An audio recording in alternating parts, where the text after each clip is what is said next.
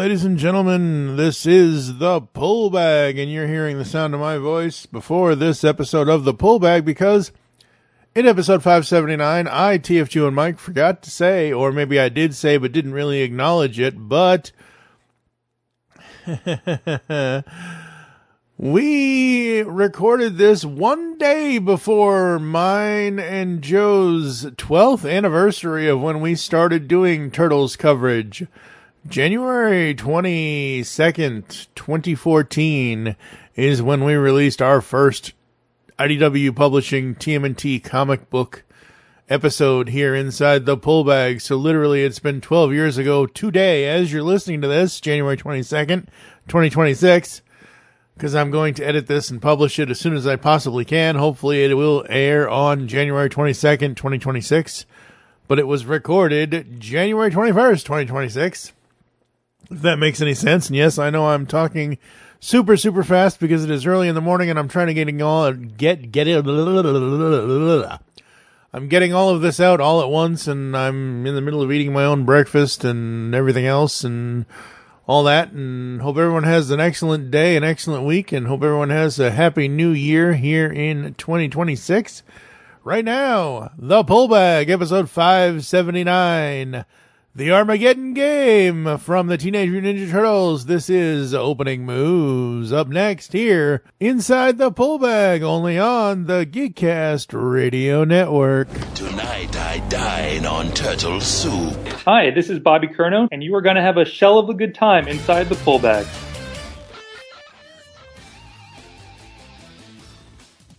Hey, this is Tom Waltz, IDW's Teenage Mutant Ninja Turtle writer, and you have jumped inside the Pull Bag.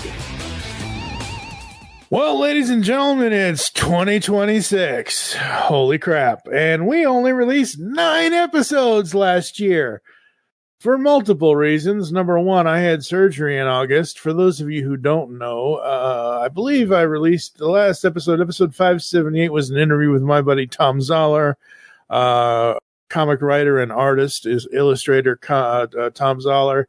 That was the last episode that we did. That was August of something last year. I forget the actual date. But that was the last episode that I was able to do before I went in for ulnar nerve and carpal tunnel surgery on my left arm. For those that don't know, I'm TFG and Mike, and I have cerebral palsy on my right arm. So, yay, I was Mr. No Arm for about 3 or 4 months. I'm still kind of Mr. No Arm now. Now, as you can hear, the return finally after whatever how do you lose your freaking comics, dude? I put them in like 3 different places in the house when I get them home, and then look at the big pile of things I haven't read and go, But no, we had friends over for New Year's, and then again a couple nights ago, and Art Danner, yay Art, Art came over and said, "So what about these comics?" Like, oh, dude, I forgot, sweet. And all of my Ninja Turtle comics are in order now. What kind of order? Who knows? But I was able to. Well, we're gonna find out because we gotta get to the end of this run. Yes, and then we gotta start the new run. I'm appalled that I haven't finished this, and hopefully this will get me going again. Well, that's the point. And originally, folks, I was gonna do something so huge and so stupendously stupid. I was going to put all of Armageddon game into one podcast. We're not doing that. I was going to edit it into one long, all-inspiring episode, and I ain't doing that. This is episode 579. This is part 1 of Armageddon game. This is Opening Moves. Episode 580 will be part 2, which will be the overall story for Armageddon game. And then episode 581 will be part 3, which will be the Alliance or Aftermath or whatever it is. I think it's Armageddon Alliance. So 3 episodes for Armageddon game. And then we will be getting back to TMNT Reborn with Volume 8, Damage Done, or Do Damage Done, Go Red Sox, all that good stuff. And then Volume 9, First, Last, and Always, or First, Last, Always, whatever it is on the trade there. But yeah, Armageddon game. This is going into this, even before we had all the delays last year, this was the story I was least looking like. This is a like, you know how I forget which movie it was, but there was a movie where somebody was tired of somebody speeding in their neighborhood, and they just kept making the speed bump bigger and bigger and bigger. I forget if it was a movie or a TV show. Somebody out there is going to know. I don't remember off the top of my head what it was. And I forgot to say, folks, Mr. Joe Reed is back. Hello, sir. How are you? I'm good. I forgot you didn't say that. Yeah, I didn't say that. Is so far out of practice. See, this is what happens when you only release 9 episodes in a 52-week year. That's a lot of comics you got to go back and read. Yeah, well, that's what we're doing now. So yeah. Yeah, I was like, oh, okay, we're doing Reborn Volume 1, 2, 3, 4, 5, 6, 7. Oh, wait, Armageddon game. We should do that. Right. What is Armageddon game? Oh, for flubber's sake. It's the thing freaking is an insane crossover. And yeah, I feel like we're going to discover things when we get into the main Armageddon game. Like the books want to be in the middle of it. I have no idea. But I mean, I think this is probably why I stopped reading it or started to hesitate reading it, because the reading order was just kind of crazy. Yeah, so this is why I always have them in trade now, and I don't do single issue. Like, I understand, and we've known this for the last 2014 to 2026, 10, 12 years that you and I have been doing these comics since we started January of 2014 that we did this. We've known this about you since day one. You have to read the single issue as soon as it comes out, and I understand that, and I respect it. But for me, it's like, for organizational purposes, IDW has always done the greatest thing with their trades. They put them in the story order the way they want you to follow the story. Yeah, for sure. That's why I've always championed the IDW TMNT trade paperbacks, and that's why I always will. But unlike you, as far as like the story order of it all, for me, I'm not a fan of the Pantheon stuff, because not anything against Kitsune or Toad Baron. I almost said Toad Boy. Toad Baron or any of the other Pantheon family members. I'm not a fan of Rat King. I don't care. Even in this, even when we're going to get to this, but even in this, the chaos for the sake of chaos is not very fun for me. Yeah. I think, and he's a very chaotic villain, and I just and a little gross. Yeah. Plus, I go back to what Indy said about his dad. He never made it past the rats. Like, that's me. I'd never made it past the snakes. I'd never made it past the rats. So, Armageddon game moves. The trade paperback collects Kingdom of Rats Prelude. The story was done by Bobby Curnow. Yay, Bobby! Art done by Pablo Tunica. Letters done by Shawn Lee. TMNT number 84. Is that our book, or is that some? Oh, that is our book. That's right. Look, folks, we're a little rusty here. I'm thinking a short story out of 84. Yeah, 84. Story by Eastman, Curnow, and Waltz. Strip done by Waltz. Art done by Dave Wachter. With colors by Ronda Pattison. Yay, Ronda! Yay. Letters by Shawn Lee. Annual 2020, story by Tom Waltz, art by Adam Gorham. I hope I pronounced that correctly, Adam. Colors by John Rausch and Michael Garland. Letters done by Shawn Lee. Shawn Lee's on all the letters, folks. Shawn does all the letters. Annual 2021, story by Tom. Pencils by Casey Maloney. Inks by Maria Keene. Colors by Luis Antonio Delgado, another IDW staple for the colors. Yay!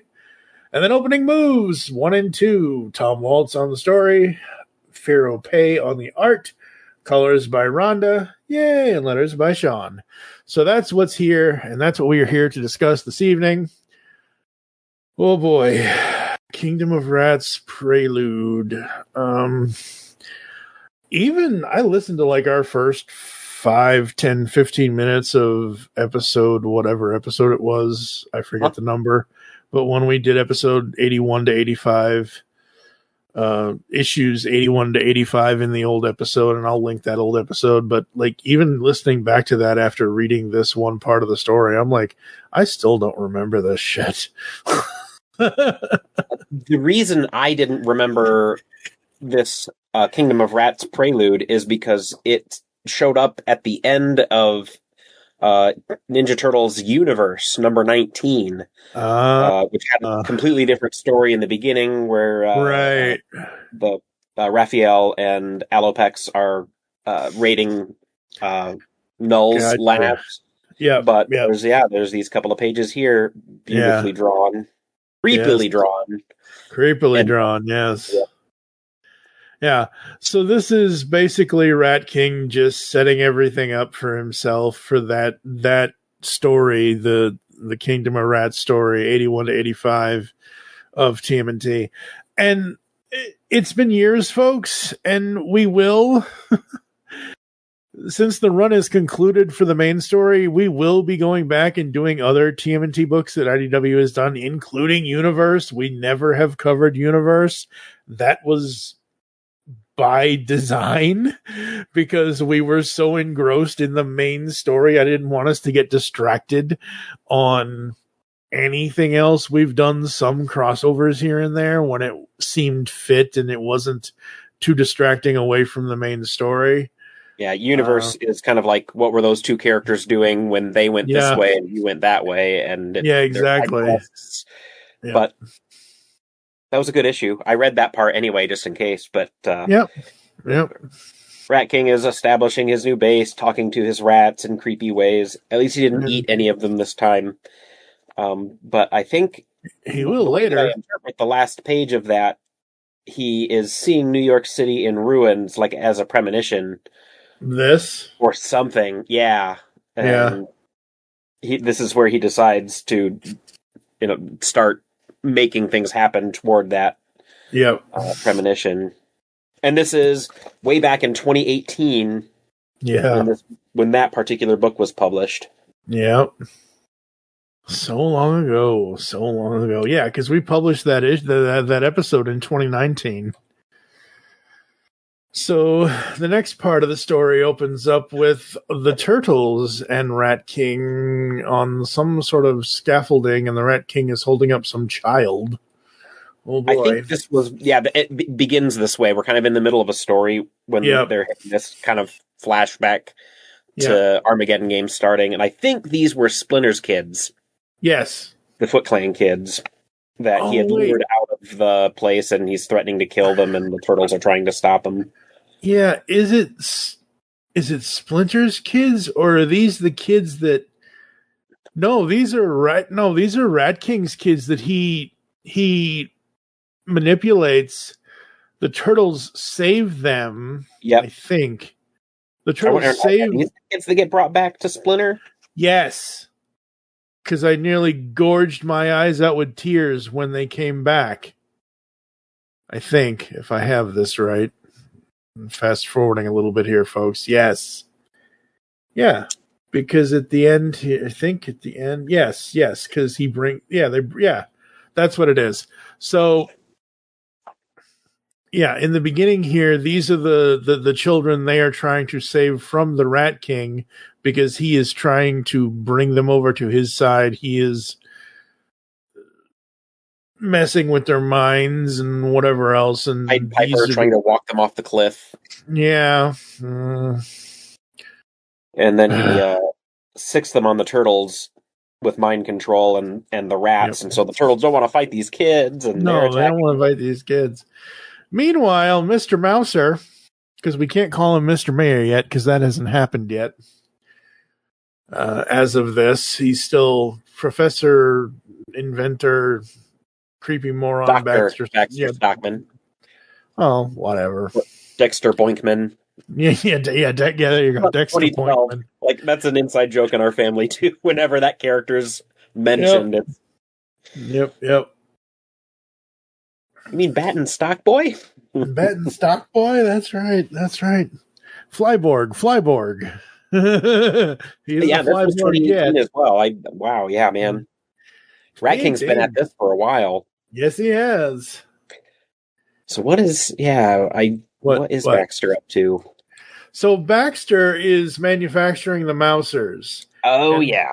Baxter's plan is to eradicate the city's rat problem so that way he can get more power because he wants to eventually from what I remember going, and we'll go through it obviously, but what I remember from just having read this again today is that this leads him to declare his intentions to become mayor.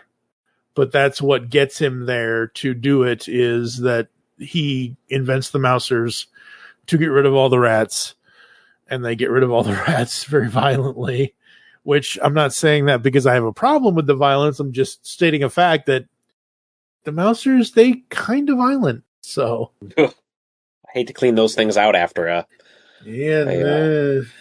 hunt. Yep. I love the exchange here between Raph and Mikey, and you got him secure, Mikey? Yeah, he's safe now. Good. Can't say the same thing for Rat Boy though. No. And then we have this whole thing, and man, I as much as I'm not a fan of the Rat King, just because I do love all of the interactions between the turtles and him, and I love that Leo is trying to outsmart him because he's like, why are you going all the way up there? What are you doing trying to get the high ground for and whatever else? And oh man, look at this. This reminds you of anything? Oh yeah. Even though the fact it's creepy as hell. Target Mouser, kill number 1. Like literally, I'm like, ooh, that reminds me of an old cover. Target. That coming back every once in a while. I love those red covers. Yep. Absolutely. Wow, that was fast and extremely disgusting. Don't get squeamish on me now, Miss O'Neill. This was your plan. And he explains to her how his flyborgs, does he call them flyborgs? He does. Oh, wow. He does. Damn. The only other place that I've heard of the term flyborg is in Phineas and Ferb in Phineas and Ferb, the second dimension, across the second dimension. Because the evil Doofenshmirtz in the second dimension has flyborgs that he uses. But yeah, so that's what's going on here. My machines are functioning as designed. No surprise there. Which just means it's a matter of time. Dun, dun, dun. Leo up here gets his high ground so that he can attack Rat King psychically. It goes meditative. It goes into the astral plane. Yep. I was wondering why it went from outside, like the docks looking thing, to a really bad. Well, I was going to say a really bad nightclub that looks like it would be in a John Wick movie. But he and Leo and Rat King have a battle of wits in the astral plane, and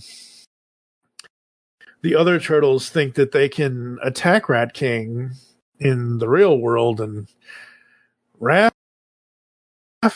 that's not so easy to do since the Rat King is the master of the real world and the astral plane. Mm-hmm. He's God, in there multitasking. Yes, he is. My God, the colors. And just the visceral, just the visualizations of this page, the page where does not happen by accident. You wish to stop me to save those pathetic urchins. Dave Wachter has grown on me. It took a long time. Oh yeah, but yeah, I do enjoy this. Like, look at his design on Leo. Like, man, just this image alone, like, I know it was knocked out or whatever, but just the way he's designed him. Yeah, drawn real small, too. Cool. Well, yeah, but I'm saying it's hard to get the pen to do what you want to do at that tiny scale. That's very true. But it's so good, and it's done so well, and the writing is just there, and you get the scenes mixing with each other, and you get Leo and the Rat King, and Leo's coming back, and they're fighting each other, and you got the turtles fighting the Rat King's body. On the outside, I like how the Rat King is fighting them in the real world with absolutely no expression because he's not there. He's not there. Yeah. Yep. Absolutely. And then just wow. And then you get Flyborg, and Flyborg comes in, and oh boy, and you get astral plane projection, and this is creepy as hell. He looks like a vampire here. What's this? It's just all so good. But the Mousers invade Baxter. The Mousers distract the mice, or the rats, rather, taking care of them. Yeah. In the astral plane, Leo scores a big hit on the Rat King, which wakes both of them up right before Rat King gets socked in the mouth. Yep. You got punched right in the mouth. How's it? But what? Huh? Who? Where? Why? And then the Flyborgs and the Mousers, determined little monstrosities, aren't you? And he just jumps right off the edge of the building. Oh boy. Smell you later. Yeah, smell you later. Yeah. But all's well that ends well. The turtles save the day. The children are saved. I love this, though. Because this is like one of those running TV gags to me. So you go down to the very bottom. So you got is something I picked up on, like when totally snared mammoth, yada yada yada. Final page. I think, dudes, I think I know. So you see them, you see Mikey looking at the kids, like, what are we going to do with them? And blah, blah, blah. Dudes, I think I know. And then all of a sudden, Mouser chasing rat. One last rat to go. And I'm like, that's a TV run through right there. That's like Urkel running through the camera to chasing something or whatever. I'm like, oh my God. Like, I laughed so hard at that when I read this. And this is where we get the emotion down of Mike, because damn, like, I was not expecting this. Like, not expecting this at all. This is the epilogue that I was not expecting. We need your help. And then obviously Baxter makes his thing known that he wants to run for mayor. So far, like, opening moves, opening whatever Armageddon game, so far it's okay. Yeah, even with the Rat King, like, going back and getting the context of what I know is happening now compared to these books that we read back in 2019. It's interesting to see that, this is where it started. This is where they were kind of starting to put the seeds for an event. Maybe they didn't know what it was going to be, but they knew that the Rat King was maneuvering. And like I said, even though I don't care for the character overall, even later he gets, we're going to get there, but when he talks to all his siblings, like, the turn, like, when I hear, oh, it's a Rat King story, I'm like, oh, great, it's going to be the same thing every time. Let's get the family back together. Let's get the game going again. I want to play the game. I want to have, like we've already said already, I want to have the chaos. I want to have the this. I want to have the that. This threw me for a loop because of what happens and how. But unfortunately, because of what happens, he has to pivot. Pivot! Oh, God. Don't get me started. So we, this is something I was not expecting. I did not remember this. I did not remember. I remember Krang discovering the body of Leatherhead and inhabiting him. But I I don't remember where that happened. Yeah, I folks, like I said, we are very rusty, and we have not gone back to do like super deep dive research. So you're getting our real raw reading reactions because research. You mean we read everything from issue 80 on? Yeah, I know, right? Like, yeah. No, like even if we were to go back and listen to all the podcasts from 80 to now, that's still like thousands of hours of audio. Yeah, it'd take me less time to reread it. I know. I already did that when I edited the pod. Yeah, exactly. I already did it when I edited the podcasts. So we start this one where Shredder's still in hell, I'm assuming, or he's somewhere, because that's the devil, clearly. Yep. Okay. So this is coming out of the annual 2020. This is annual 2020. Okay, cool. And the coolest thing for me out of this, look what they have him in. Yeah, the animated colors. Not just the animated colors. Them's toy colors, man. That's no shirt. Yep. That's the toy. That's the freaking toy. I was like, oh, okay, that's that per okay. Yep. Very cool. Yeah. Because every child wanted a shirtless Shredder in the 80s. 1988, folks, you could have gone to whatever store and gotten a shirtless purple Shredder for $5. Oh. You got to ask the if you get to a con, you got to ask Kevin East how they arrived at that action figure, because that was a whole bunch of people at the toy company not understanding the drawings. Yeah. Oh, that's the other. Is it? Who is it? Yeah. Playmates no longer has it. Oh yeah, I just heard that news recently. Yeah. I don't know. I mean, what the McFarlane Toys has a license now, but they're making the high-end figures or the medium-end figures. I don't know who's going to be doing the Mutant Mayhem toys or... That's crazy. Crazy. Hasbro? I hope not. Oh, God. If Hasbro had...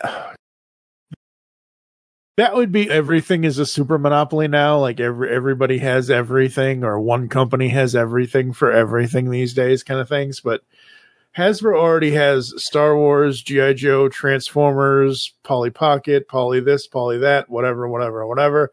They have so many things. I couldn't even imagine if Hasbro got Turtles. Oh God! If they get Turtles, that's going to soften up. And we're going to get a whole bunch of Transformers crossovers and G.I. Joe crossovers. Too many crossovers. No more Turtles. Yeah, no more Turtles. No more crossovers. No more. And we see that... I almost said Yoshi. Wow. For 2 seconds, I thought that was not who it is. But we get Saki and Kitsune. And then... God. And then Rat King shows up, and he's there to see his sister because he's there to recruit her, and he and Saki have a conversation, which I loved this. I loved all of this. I thought this is cool. This is great. And this is what's so great about this story, because Rat King is looking for players for his game. He wants Kitsune, even though Kitsune failed him last time, he wants to see if that's the whole point of this. That's the whole point of opening moves. That's the whole point of the annuals and whatever.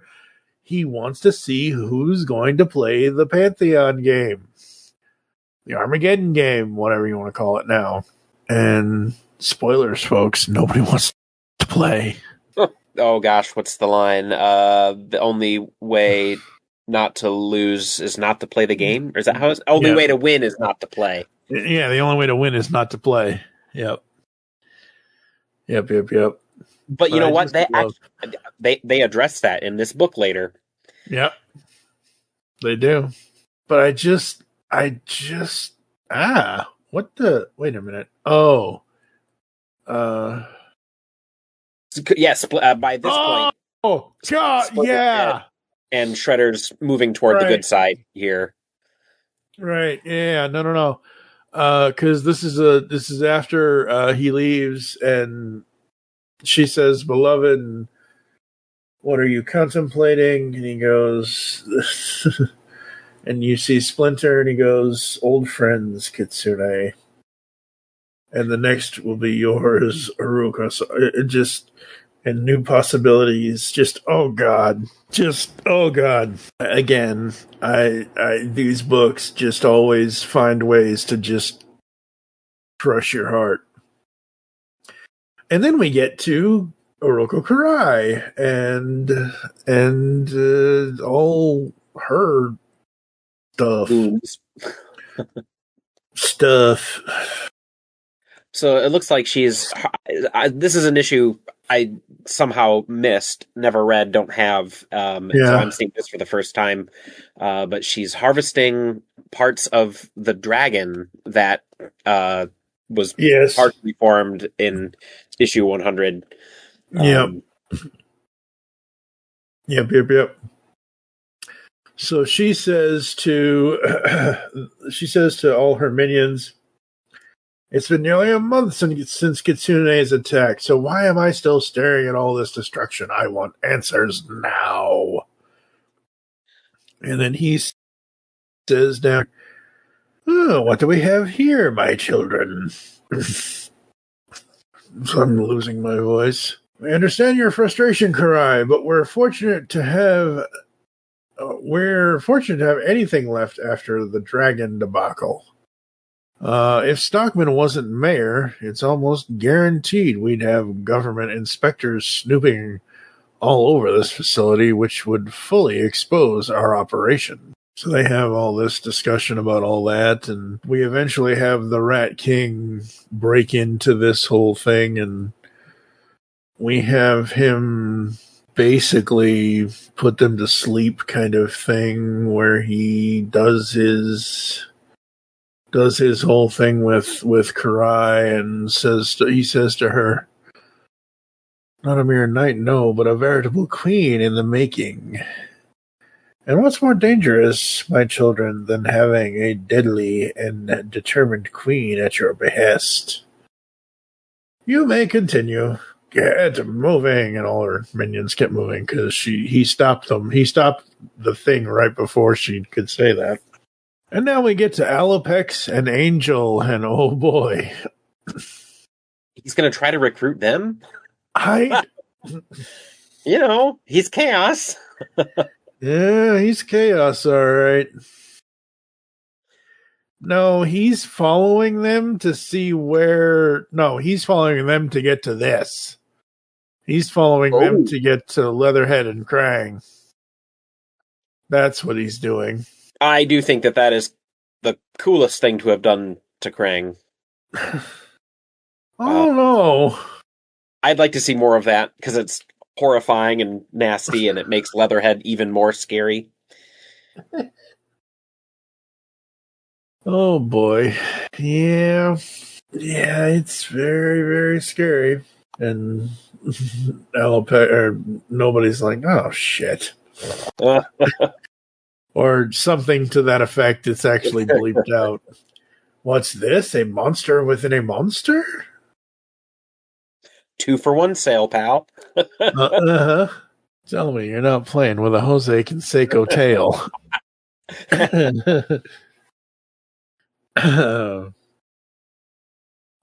And war with each other, no less. How splendid. Again, Dave Wachter's art, the colors, and just, oh man, it's so good. So good. Like, just the change. In this entire page, you start with the dark little, like, inner panel here with the what's this. You have the green and pink, green overall of Leatherhead with the little leg thing he's got, little bandages he's got. And you got the background there, and then pink of Krang, and then you got Alopex and within the white, and nobody with the purple. And then down at left-hand side of the page, he picks up a mouser, which is a yellow background, and basically he just chucks it. Let's liven things up a little bit, shall we? Hey, who threw that at me? Oh, no. Yeah. Uh-huh. Intruders. Uh-oh. We're in trouble. And uh-oh. But Angel got a little electrocution stuff on her side, though.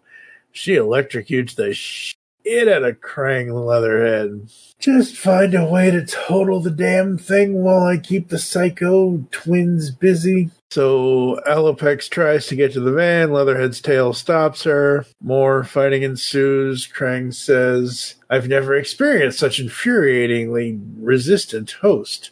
But thanks to you, I am now in full control of the local idiot. Oh no, his knocked brain him out, but not Krang. It knocked Leatherhead out, but not Krang. Oh god, yeah. Well, now he can do whatever he wants to do, and what he wants to do is make contact with the other Utroms, because that's all he has ever wanted to do. Jamming remains active. You weren't able to disrupt that, you inane reptile, which means I'm still invisible to my prying enemy eyes. And then they she shot, one of them threw something at the thing. And we get more electrocution soon here. And then Alopex does her thing with the computer. Man, so much electrocution. I love this. Where? There. You're a regular riot, Libby. Break glass. Push button. Run. Bye-bye. Man. And then, they do all that and get down. How absolutely beautiful. Rat King just stands there. And Leatherhead's like, or Krang's like, no, I need to get back in there.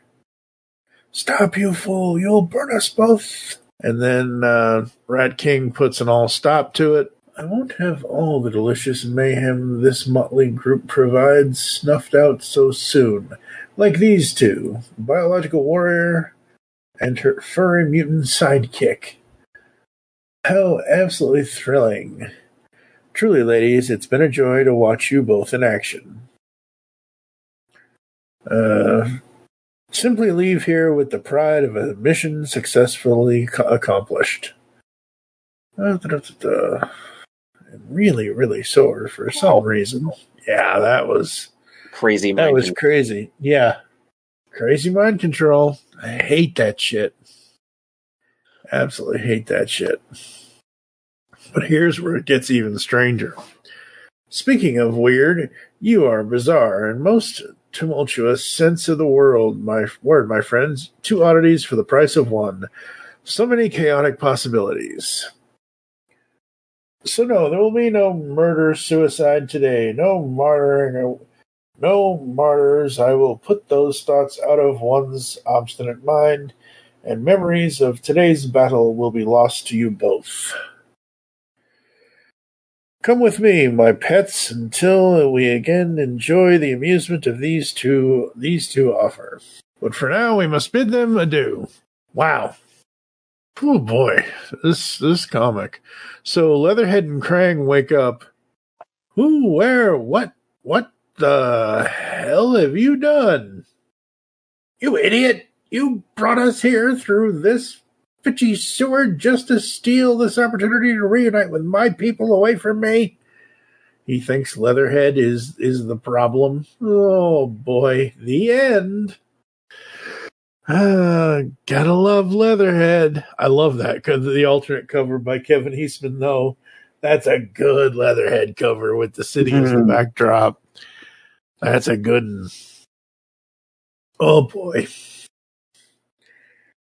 This is Casey Maloney and Maria Keene, Luis Antonio Delgado for the cover here. You got the turtles all in the front. You got I almost said Leatherhead Rat King, and all the Pantheon people in the background on the chessboard. And I'm assuming this is opening moves? This is the annual 2021. Oh, this is annual 2021. Okay, yeah. Wow, annual 2021 has... Wow, okay. So this is where we really kind of get going with the setup. I love this page here where he's kind of recapping. And this is the cool thing about the annuals, folks. If you haven't kept up with some of the stuff, the annuals are a good way to get a refresher course. But you still should read this series from issue 1 to issue 150. Yeah, the annuals and the free comic book days are great places to jump on and start reading if you don't feel like going back in time and reading everything. Good place to start. Yeah, absolutely. And we have this big giant recap page of all of the siblings for the Pantheon and where everyone's been. And this is where he starts going to all of his siblings in the various ways and things. And this is my favorite page of this entire trade right here. This is so friggin' cool. That's is almost awesome. Worth making a poster out of that. Uh-huh. They should make I don't know why they didn't make a poster out of this.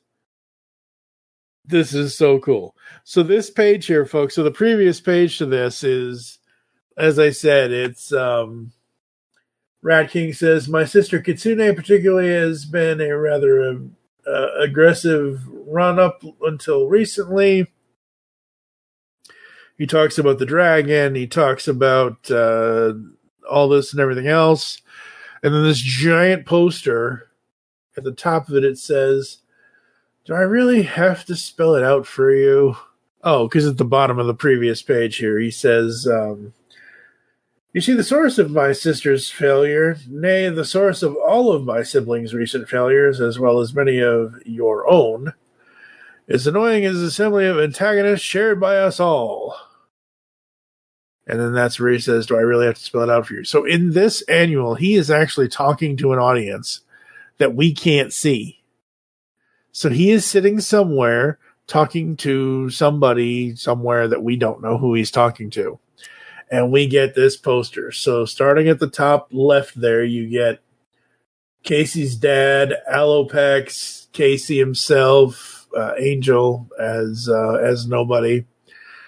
You get Splinter, Shredder, April, I would say Kitsune Karai,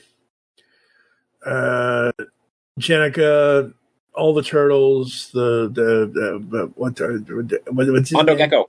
Mondo Gecko. Can't believe I forgot Mondo. All the humans. Who the hell are these guys? Woody. Okay, that's Woody. That's Woody. Who's this? I don't recognize who those two are. Yeah, and that's April's parents. Harold. Those are April's parents. Okay, and then there's Pete, good old Pete, Herman. And there's Fugitoid and Hob and Man Ray, and there's Harold and There's Libby. There's Mr. Alien dude, whatever his name is. Mutagen Man. There's Donnie and Leo. Bebop and Rocksteady. Wait, there's Rocksteady. Slash dude. Raph and Pepperoni and Koya and yeah, all. I saw my first Pepperoni toy today. Well, and you didn't buy it? Well, it's not. It's a pre-order, but the McFarlane Raphael, I think, comes with pepperoni. Oh, nice! That's so cool. Yeah, so that's a nice little big old splash page poster-like thing. So yeah, so he's going to Splinter. He's going to Shredder and Kitsune. He's going to everybody he can think of to go to. And then he starts going to his siblings. And this is where I do and I don't feel bad for him.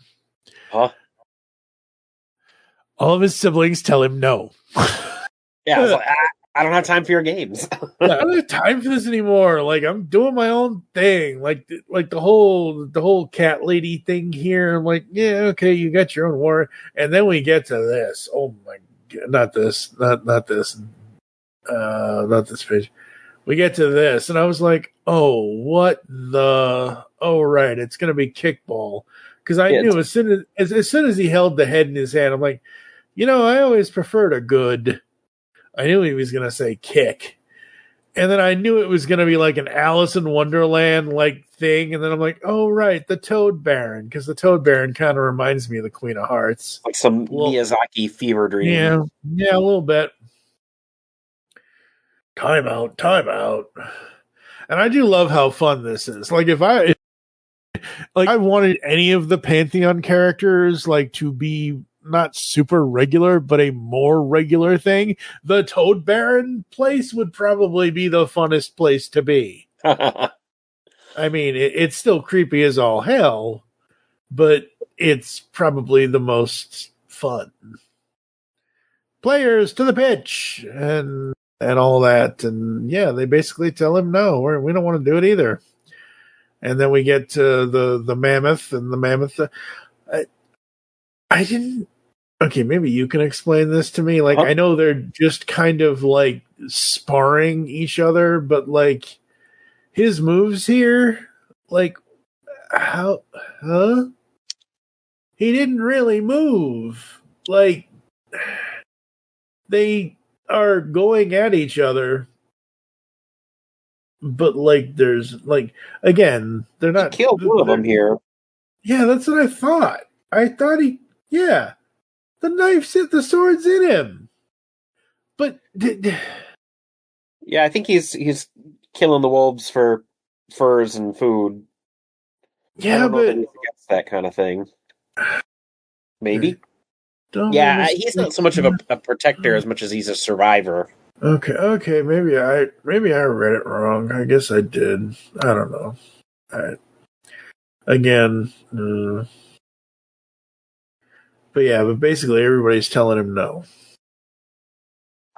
No, they don't want to go back to the game, and this is like the easiest one of all. Like, he just goes there. There's nobody else around this sibling. The Pacific Northwest. No. I don't remember who that is. Oh, it's just the black inky thing.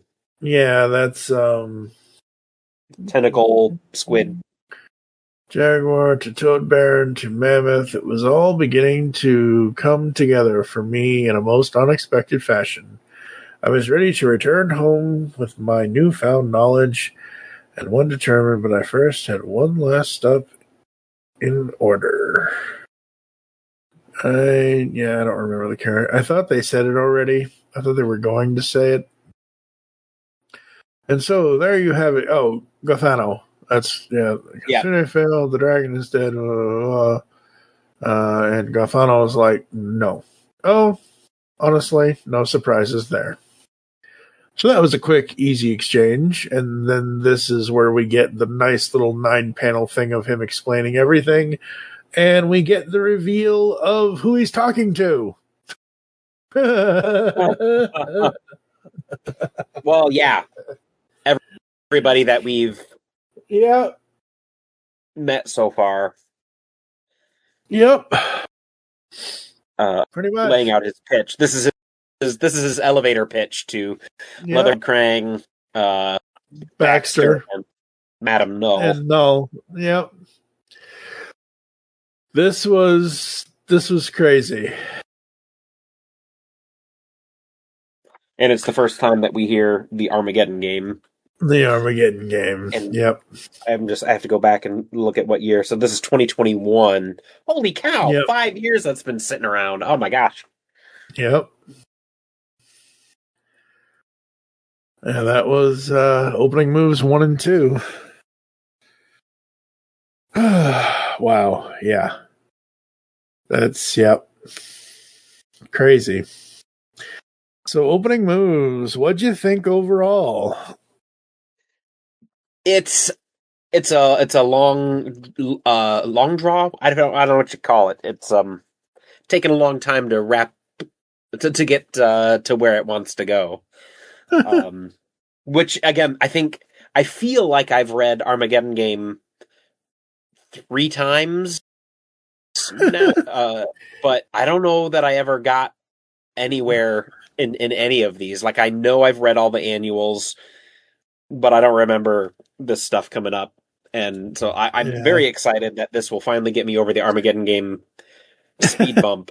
And then, by March, I'll caught up with the new series.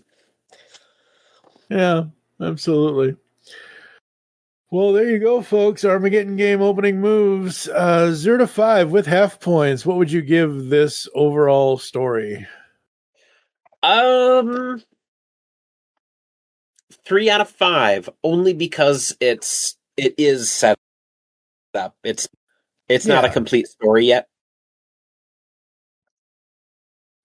For the setup, I absolutely love it, but I do agree with you. It is basically 3 out of 5. There are a couple of really good moments, and those really good moments, character moments. And those character moments for me are the Turtles, Splinter, Kitsune, and Shredder. The whole Kitsune and Shredder thing, where they're basically, Ghost of Christmas gone by, past, future, present, whatever. When they're doing that stuff, oh man, I love that. And when the Turtles show back up to the thing, oh, that was so cool with the kids and everything. That was awesome. Like I said, because all of his siblings did say no to him, I kind of felt a little bit bad for the Rat King. Still doesn't mean I still don't dislike the character overall. But I'm interested to see where the Armageddon Game goes with this new quote-unquote family that he has now with Leather Krang and Stockman and Null. Yeah, so I don't have any idea where this goes. I know... I don't either. I've never read it until now, so... I know from the covers of some of the books closer to 150 what shows up and how it related to some of the Archie books and things that sound like the word Armageddon. But I don't know. It'll be interesting. I'm excited to get there. Yeah, look, man, the only thing I know about Armageddon is that it's a Bruce Willis, Ben Affleck joint from 1998. Directed by Michael Bay with Aerosmith. Oh my gosh, I remember that song. Liv Tyler. I want to miss a thing. That's right. Yep.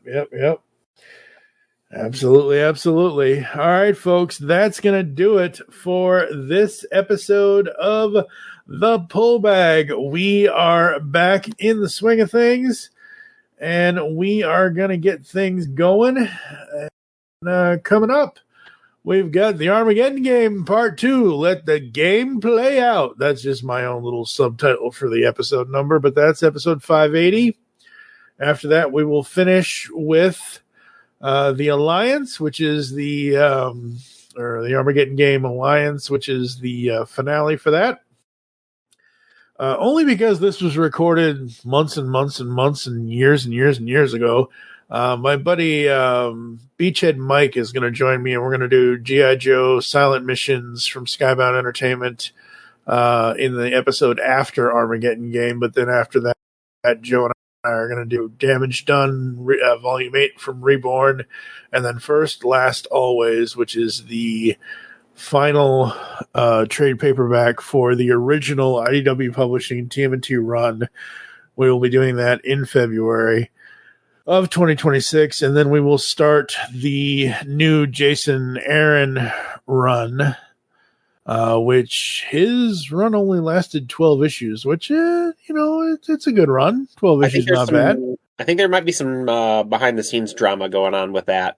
I don't know, and I don't want to get into any of that. I'm just saying he had a 12-issue run. Yep. He kicked off the new run. Yeah, I've heard it's very good too. So, yep. And it's IDW. It's still Turtles. We're still going to cover it because we still love it. So, we're still here for it. So that's what's coming up here inside the Pull Bag. Thank you for joining us here at the show. If you'd like to get in contact with us, leave feedback for the show, there's so ways to do so. Visit the website, geekcastradio.com, where you can listen to and comment on all of our content. You can also visit shop.geekcastradio.com to buy our merchandise today. Yes, you can buy yourself a t-shirt up to 4XL with the Pull Bags logo on it, or any other logo that Steve Megaton has available on the website there.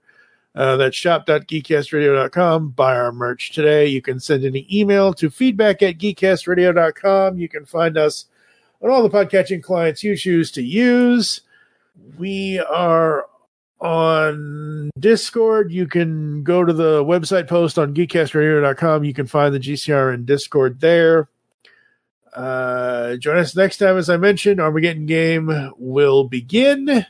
So Joe and I will be back for that. For now, I am TFG and Mike with Joe Reed, currently at the shop.geekcastradio.com store, looking for this shirt because I think I need to wear that sucker. I think they're there. I think there's pull bag shirts. I'm not sure. I haven't looked. Okay, good. You're good. As always, make your greatest game into comics, and we will catch you next time here inside the pull bag. Oh man, I could really go for a little deep dish action right about now. I had some pizza down here the other day. There might be some left over. Well, question. Yeah? Do you like penicillin on your pizza? Oh! You've just heard the latest episode of The Pull Bag, the GCRN's first comic review and discussion podcast. There are several ways to get in touch with us and leave feedback for the show. You can visit the website, geekcastradio.com, where you can comment on the episode and all of our different podcasts. You can rate and leave a review for the show on iTunes. Be sure to leave us feedback. Become a fan of us on Facebook, facebook.com/thepullbag. Send us an email, feedback@geekcastradio.com. Follow us on Twitter @thepullbag and @geekcastradio. So until next time, make your great escape into comics and unleash the geek in you.